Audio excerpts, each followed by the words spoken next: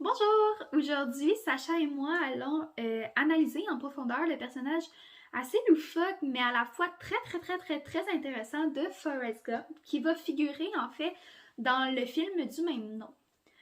Toutefois, avant de commencer, c'est quand même pertinent de voir un peu le contexte socio-historique des années 1990 dans lequel, dans lesquels ou pendant lesquels est apparue l'œuvre de Forrest Gump. Donc en fait, Forrest Gump a été publié, le film a été publié en quelque sorte, ou en tout cas est apparu aux grands écrans à partir de 1994.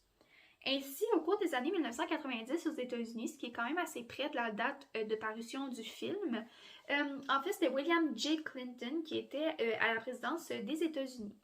Aussi, en fait, les États-Unis ont su tout au long de leur histoire passer au travers plusieurs guerres, ou en fait, ils ont participé à plusieurs guerres, dont la Première Guerre mondiale et la Deuxième Guerre mondiale. Mais aussi, près de ces années-là, ben, les États-Unis ont vécu la guerre du Vietnam, ont participé à la guerre du Vietnam. Puis, on voit aussi l'atmosphère de la guerre froide commencer à s'installer tranquillement. D'ailleurs, c'est aussi au cours des années 1990 que l'idéologie très dominante du communisme commence peu à peu à disparaître, et ce, en fait, pour l'apparition du libéralisme. Donc, le communisme commence peu à peu à se faire remplacer par une atmosphère de libéralisme. Donc, voilà ce qu'il y en est pour le contexte de création de l'œuvre. Donc, en ce qui concerne la création cinématographique directement de l'œuvre, mais premièrement, ce qui est vraiment intéressant à savoir, c'est que le film Forrest Gump est à la base inspiré d'un livre du même nom. Le livre est paru en 1986 et a été écrit par Winston Groom. Toutefois, c'est vraiment juste quand que le film a été adapté, quand que le livre a été adapté au grand écran, qu'il a su conquérir en fait le cœur de tous. Donc, l'acteur principal qui va jouer Forrest Gump est Tom Hanks. Les réalisateurs sont Robert Zemeckis en collaboration avec Eric Roth, et la maison de production qui a produit le film de grande renommée est Paramount Pictures, dans laquelle aussi Wendy Finnerman, Steve Starkey et Steve Tisch ont grandement collaboré à la production. Est-ce que l'auteur avait vraiment un but derrière la rédaction du film Forrest Gump? Donc, on n'a trouvé aucune source qui a vraiment su détailler ou préciser le but de l'auteur. Par contre, plusieurs références affirment que Winston Groom a vécu plusieurs moments que vit en fait le personnage de Forrest Gump dans le film. Entre autres, il a participé à la guerre du Vietnam, donc c'était un soldat de la guerre du Vietnam, voire même un capitaine ou un lieutenant. En plus, il a vécu toute son enfance en Alabama, tout comme Forrest Gump. Donc, on peut comprendre que, à travers certains éléments que lui-même a probablement vécu et qu'il fait vivre par l'entremise de Forrest Gump, l'auteur cherchait plutôt à divertir l'audience tout au long du récit. En plus, ça permet aussi de faire un petit résumé de l'histoire jusqu'en 1994, parce qu'on voit Forrest Gump passer au travers de nombreux événements historiques importants qui sont arrivés entre les années 1950 et les années 1980. Et ce, tout en y proposant en fait des situations assez loufoques dans lesquelles Forrest Gump va se retrouver. Donc on peut en déduire que le but principal de l'auteur était probablement juste de divertir et peut-être d'informer un peu les gens à propos de l'historique des États-Unis à cette époque-là, tout en rendant peut-être la situation un petit peu plus légère. En ce qui concerne l'acteur principal qui va incarner le personnage de Forrest Gump, ben, c'est Tom Hanks. Donc Tom Hanks qu'on peut aussi retrouver dans les films Philadelphie, dans Sully et dans plusieurs autres grands films. Ce qui est vraiment intéressant et pertinent, je pense, à mentionner, surtout connaissant le succès qu'a eu Forrest Gump, c'est que Tom Hanks, au début, pendant qu'ils étaient en train de réaliser le film, il était vraiment pas convaincu de la qualité de celui-ci. Donc lui, il était vraiment pas certain que ça allait être un succès mondial. Il pensait pas qu'elle allait vraiment avoir de fil conducteur ou un sens quelconque à l'histoire. Donc il mentionne en gros que lui-même et les producteurs étaient vraiment pas certains de la tournure qu'allait avoir ce film-là. Cependant, à la toute fin du tournage, ou encore aujourd'hui, Tom Hanks mentionne que c'est un film qui est tout simplement magnifique, que c'est vraiment une belle grande surprise, mais qui est aussi vraiment très représentatif et juste de la société qu'il y avait dans ces époques-là, ainsi que de la société qu'on a encore aujourd'hui.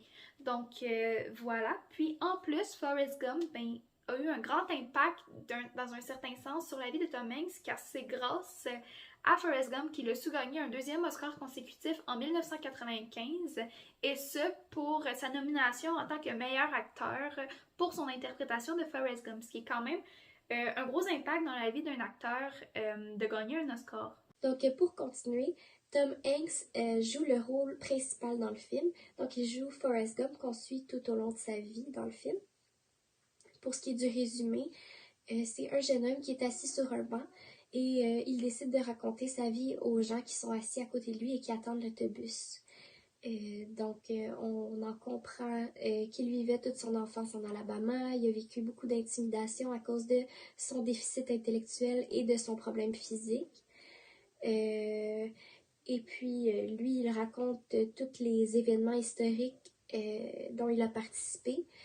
Ces événements historiques-là, ils ont marqué les États-Unis de 1950 à 1980 et ça a marqué sa vie à lui aussi. Pour ce qui est des informations sur la famille de Forrest, on sait qu'il est très proche de sa mère. C'est un enfant unique et il n'a pas de figure paternelle. De plus, sa mère, elle détient un hôtel qui reçoit plusieurs individus qui sortent, qui rentrent, qui viennent d'un peu partout. Donc, on a compté ces individus-là dans sa famille, puisqu'ils l'ont vraiment aidé à forger son identité.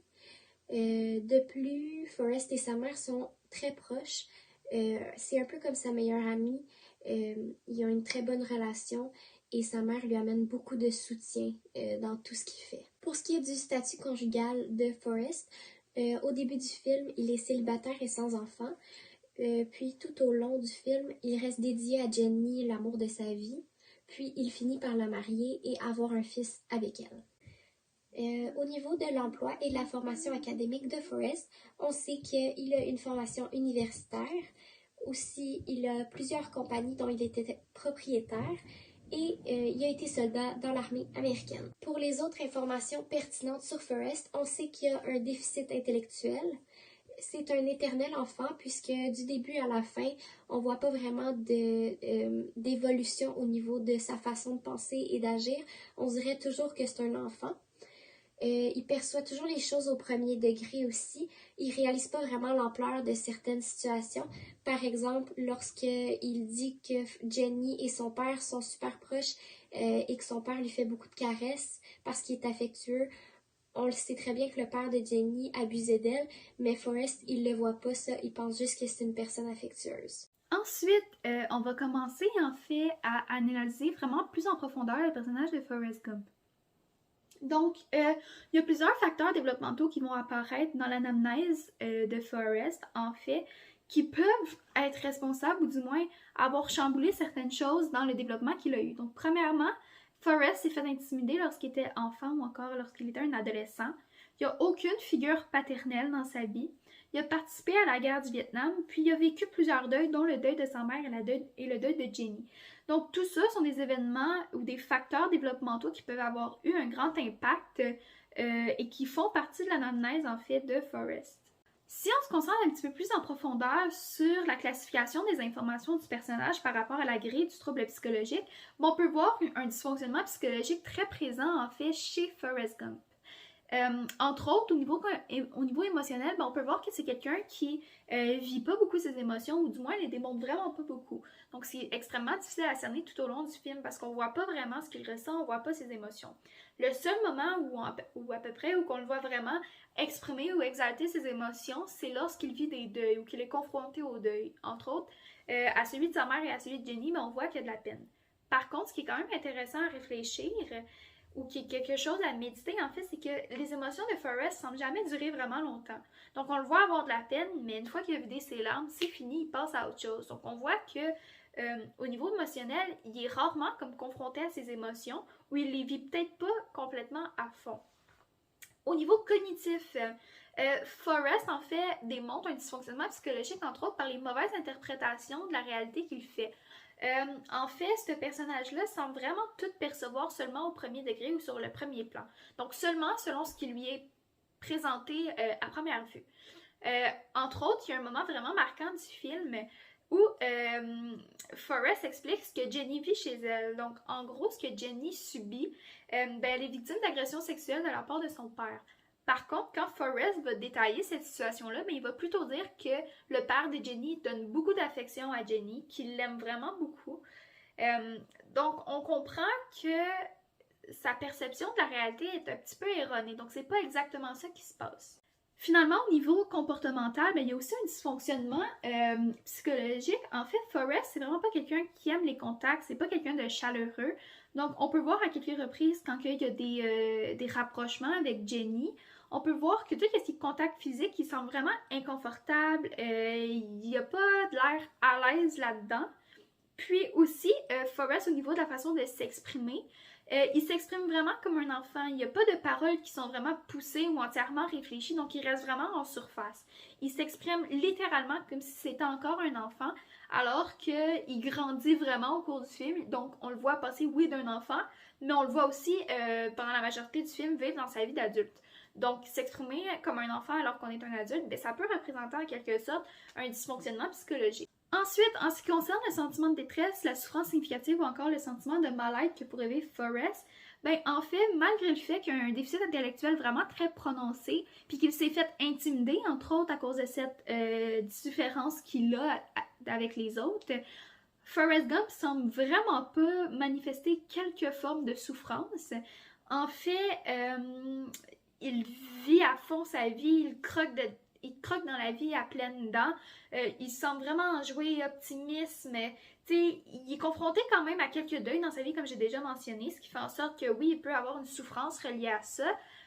Par contre, il semble pas démontrer de souffrance vraiment significative en lien avec son déficit intellectuel.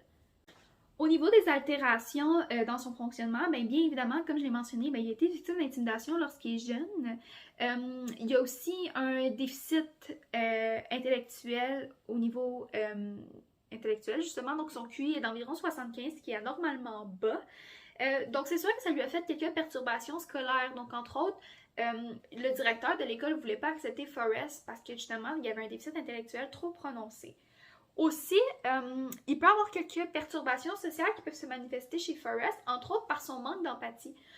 Entre autres, il y a un moment, en fait, qui va survenir, au cours duquel, en fait, il revient de la guerre du Vietnam. Puis, il y a son lieutenant, donc le lieutenant Dan, qui, lui, vient de se faire amputer les deux jambes. Puis, Forrest a sauvé le lieutenant Dan, en fait, pendant la guerre du Vietnam. Donc, c'est un peu à cause de Forrest que le lieutenant Dan est encore en vie aujourd'hui.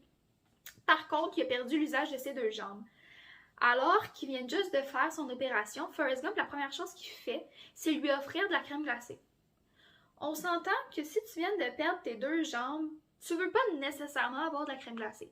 Donc on peut voir qu'un certain manque d'empathie ou de compassion de la part de Forrest Gump peut nuire en quelque sorte à ses relations sociales. Entre autres, à ce moment-là, quand il propose la crème glacée à Lieutenant Dan, quelques temps après, Lieutenant Dan confronte Forrest à ce sujet-là, puis il exprime vraiment l'entièreté de sa colère.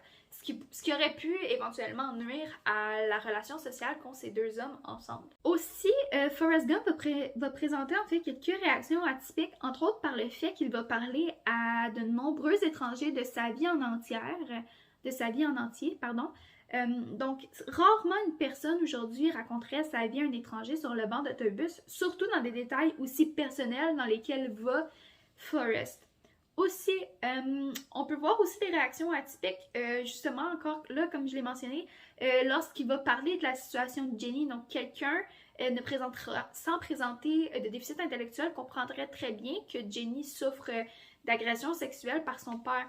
Donc, on peut voir aussi une réaction atypique ou déviante du contexte socio-culturel dans lequel va évoluer Forrest Gump. Puis au niveau de la persistance et la durée prolongée, c'est sûr que le film commence avec Forrest Gump extrêmement jeune et dès ce moment-là, on apprend que Forrest Gump a un quotient intellectuel de 75 et le film va s'étendre de son enfance jusqu'au moment où est-ce qu'il devient père. Donc on peut voir environ au moins 40 ans s'écouler dans la vie de Forrest Gump, ou entre 30 et 40 ans s'écouler dans la vie de Forrest Gump et le déficit intellectuel est toujours là. Ce qui démontre quand même bien la persistance ou encore la durée dans le temps que va avoir son trouble. Pour le modèle biopsychosocial, dans les facteurs de risque internes et innés, Forrest a un problème de dos, ce qui fait qu'il doit porter un dispositif sur ses jambes pour marcher. Donc les gens le regardent un peu bizarrement et rient de lui à cause de ça. Dans le Haki, Forrest est très impulsif et protecteur envers Jenny. Donc si quelqu'un la traitait mal, il utilisait automatiquement la violence pour régler la situation. De plus, il y a un mauvais QI de 75, ce qui faisait qu'il y avait de la difficulté à rentrer dans une école publique. Au niveau des facteurs de risque externes, on a les expériences difficiles, le stress et les traumatismes de Forrest. Par exemple, il a participé à la guerre du Vietnam. Ça ne semble pas vraiment l'affecter, mais ça pourrait quand même être un facteur de risque. Et il y a aussi son ami Booba qui meurt pendant cette guerre-là, donc il y a ce deuil aussi à vivre. Ensuite, il y a sa situation amoureuse difficile avec Jenny. Il a toujours été en amour avec elle, mais elle l'a toujours repoussé et évité. Ensuite, il y a sa situation scolaire qui était difficile pendant son enfance. Il se faisait intimider, rejeté par les enfants à l'école. Il y a sa situation familiale difficile aussi, puisque sa mère meurt, donc il vit un deuil. Et il n'y a pas de figure paternelle non plus. Au niveau des facteurs de protection interne et innés, Forrest Gump, il possède un tempérament facile. Ensuite, pour ce qui est de Haki, on sait qu'il est très optimiste dans la vie et il a une bonne capacité d'adaptation puisqu'on le voit tout au long de l'histoire vivre plusieurs expériences. Par exemple, l'armée, il rentre dans l'armée et c'est très facile pour lui de s'habituer à un nouveau mode de vie. Pour les facteurs de protection externe, on a toutes les expériences enrichissantes que Forrest a vécues. Par exemple, il a rencontré plusieurs présidents américains, il a couru pendant 3 ans, il a rencontré plusieurs personnes tout au long de sa vie. Il y a aussi le fait que sa situation familiale est favorable. Par exemple, il y a un petit garçon. Il y a aussi sa mère qui l'a toujours soutenu. Par exemple, lorsqu'elle a fait l'amour avec le directeur pour lui assurer d'avoir une chance de rentrer dans l'école publique, même s'il n'y avait pas le QI assez haut pour l'école. Ensuite, au niveau de sa situation financière qui était favorable, il y avait plusieurs compagnies, donc il n'y avait pas de problème avec l'argent. Il y a aussi le fait qu'il y a une situation scolaire favorable puisqu'il a eu l'opportunité d'aller à l'école publique malgré son déficit intellectuel et il se rend jusqu'à l'université. Donc, selon ce que nous avons perçu et selon le modèle biopsychosocial ou encore la grille de troubles psychologiques qu'on a élaboré, on peut soulever l'hypothèse que Forrest Gump est probablement atteint en fait d'un handicap intellectuel. En fait, les critères diagnostiques se retrouvent à la page 152 du manuel Santé mentale et psychopathologie, une approche biopsychosociale, donc notre livre de psychologie ou de santé mentale qu'on utilise actuellement. Donc, le premier critère au niveau du DSM-5, le premier critère qui va souligner la présence probable d'un handicap intellectuel démontre un déficit des fonctions intellectuelles comme le raisonnement, la résolution de problèmes, la planification, l'abstraction, le jugement, l'apprentissage scolaire et l'apprentissage par l'expérience, et ce, confirmé par l'évaluation clinique et les tests d'intelligence individuelle standardisés. Donc, c'est sûr qu'au niveau du test d'intelligence individuelle standardisé, on a mentionné que Forrest Gump avait un QI, donc un quotient intellectuel de 75, qui fait partie de la proportion des gens qui présentent un déficit intellectuel. Cependant, au niveau du raisonnement ou encore du jugement de Forrest, il y a certains passages du film ou certains moments que Forrest va adopter des comportements qui nous laissent se questionner justement quant à son possible handicap intellectuel.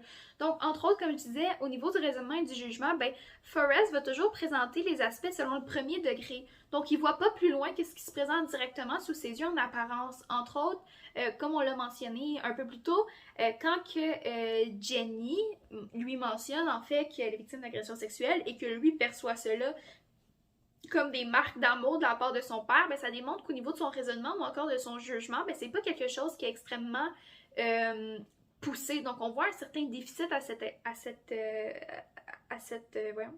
ce moment-là. Au niveau de la résolution de problèmes aussi, Forrest Gump va souvent user de la violence pour résoudre ses problèmes, donc il est quand même assez impulsif à cet effet-là. Et ce qui démontre aussi un certain déficit intellectuel, donc dans son incapacité à résoudre les problèmes correctement. Par exemple, il y a un moment où Jenny, en fait, doit chanter nue sur une scène. Donc c'est comme son emploi et Forrest arrive dans le bar où Jenny se produit. Puis, quand il la voit, il va juste tout simplement monter sur la scène, prendre Jenny dans ses bras, la sortir du bar et frapper toutes les personnes qui vont essayer d'entraver son chemin. Donc, comme je l'ai mentionné, le fait qu'il trouve souvent la violence comme premier réflexe à la résolution de conflits, ça démontre une certaine difficulté au niveau de ses fonctions intellectuelles. Au niveau d'un déficit des fonctions adaptatives, on voit bien que Forrest est très bon pour communiquer. Par contre, c'est souvent des conversations à un seul sens. Ça va rarement être réciproque, donc il n'y aura pas vraiment d'échange. Il ne va jamais demander à l'autre personne comment il va. Ça va juste être Forrest qui va parler tout au long de la conversation. C'est quand même important d'amener une nuance dans la situation de Forrest, puisque c'est quelqu'un de très autonome, responsable et indépendant. Donc, son handicap ne le freine pas dans son adaptation dans des environnements variés. Aussi, par rapport à l'accession aux normes habituelles de développement socio-culturel, Forrest semble plus avantagé que désavantagé. En effet, alors qu'aux premiers abords, il semble étrange en raison de son déficit, sa différence lui offre quand même un éventail d'opportunités. Il se retrouve à faire de nombreuses choses qu'un individu considéré comme normal serait incapable de faire. On apprend dès le début du film que depuis qu'il est tout jeune, Forrest présente un quotient intellectuel de 75, ce qui est anormalement bas. Finalement, puisque Forrest Gump a probablement un handicap intellectuel, mais qu'il n'a jamais été diagnostiqué au cours du film et que le film ne porte pas sur son trouble possible en tant que tel, il n'y a aucun traitement qui lui a été présenté. En fait, en général, si on se concentre sur l'handicap intellectuel et selon l'information qu'on a trouvée dans le livre Santé mentale et psychopathologie, une approche biopsychosociale, on souligne qu'il n'y a aucun traitement possible à l'handicap intellectuel. Par contre, il y a plusieurs stratégies d'intervention qui peuvent être mises en place pour améliorer l'autonomie de la personne. Ainsi, si on applique ça à le cas de Forrest Gump, bien évidemment, Forrest Gump n'a pas subi de thérapie quelconque, mais a eu beaucoup de soutien et d'aide de la part de sa mère, ce qui a permis de se stabiliser en quelque sorte et de développer une autonomie vraiment grande. Ainsi, dès son enfance, le fait que Forrest Gump a été confronté au soutien de sa mère, vraiment un très grand soutien d'ailleurs, ça a fait en sorte qu'il a su développer une autonomie, une certaine indépendance. Aussi, il n'y a aucune difficulté d'adaptation quelconque. Comme je dis, il est vraiment autonome et vraiment très indépendant. Donc, bien que Forrest n'a jamais eu recours à des services spécialisés en raison du fait qu'il n'a jamais été diagnostiqué ou qu'on ne parle pas de son handicap intellectuel ou qu'on ne parle pas de son possible handicap intellectuel au cours du film, on a quand même vu qu'il a bénéficié beaucoup de l'aide et du soutien de sa mère, ce qui est vraiment important et crucial dans le développement d'un enfant qui serait possiblement atteint d'un handicap intellectuel. L'ignorance de Forrest nous amène à percevoir la vie différemment. Donc c'est peut-être pas lui l'idiot, mais c'est peut-être nous, parce que lui, il voit la vie de façon plus simple, de façon plus positive, il se casse moins la tête, puis il vit dans le moment présent. Pour ce qui est des métaphores, on a pris celle où Forrest mentionne que la vie c'est comme une boîte de chocolat, on ne sait jamais sur quoi on va tomber. Il y a aussi la plume, qui pourrait être un symbole aussi, qui est au début et à la fin du film, donc ça fermerait un peu la boucle de son histoire. Et la plume pourrait aussi représenter Forrest, puisqu'il y amène une certaine légèreté à la vie, puis il serait peut-être comme la plume dans un monde de plomb. C'est ça que j'avais lu à quelque part. Et il y a aussi le fait que Forrest court sans jamais savoir vraiment pourquoi, et il le répète plusieurs fois, ça. Et c'est peut-être une métaphore sur la vie, donc tout le monde vit sans jamais vraiment savoir pourquoi. C'est ce qui conclut notre analyse sur Forrest Gump. Merci beaucoup de nous avoir écoutés.